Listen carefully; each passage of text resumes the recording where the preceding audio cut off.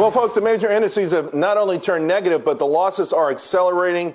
I'm tracing this back to comments moments ago from White House Press Secretary Jen Psaki about taxes happening perhaps sooner rather than later, and perhaps happening to individuals in the family, a family rather than house individuals. I think the market is absorbing this, and it's not liking what it's figuring out. Meanwhile, I was struck by the last part of Jerome Powell's written statement yesterday. If you remember, it says, "We understand that our actions affect communities, families, and businesses across the country.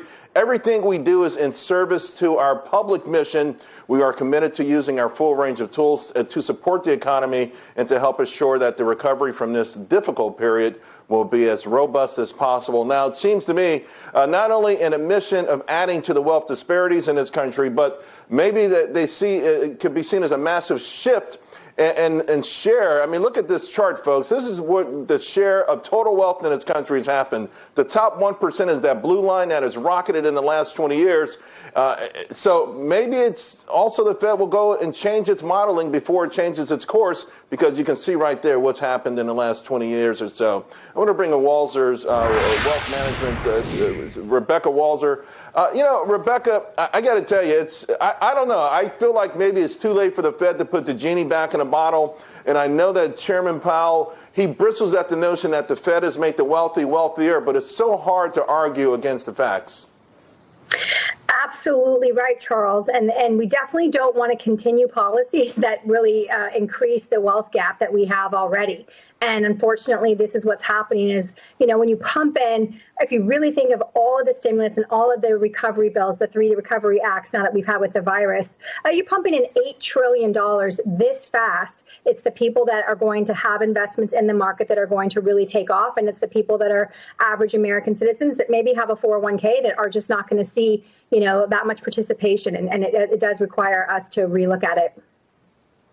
And to your point, this week, a former Goldman Sachs executive bought Jeffrey Epstein's house. Well, it wasn't a house, it's a mansion. He paid $51 million for it. Here's the thing, though. He never saw it. I mean, this guy, Michael Daffy, said he wasn't alone, though, in buying a house without ever seeing it. According to Redfin, there's a record share of home buyers who made the same sort of offers in December. Now, what do you make? I mean, so there is a big pool of people who are just making so much money because of all this money printing, they can buy houses without even seeing them. So is that on the scales here? Isn't that a plus to a degree? I mean, I think there will always have uber wealthy people that will be able to send their representatives to buy properties or just do a Zoom and say, I like it, whatever, buy it.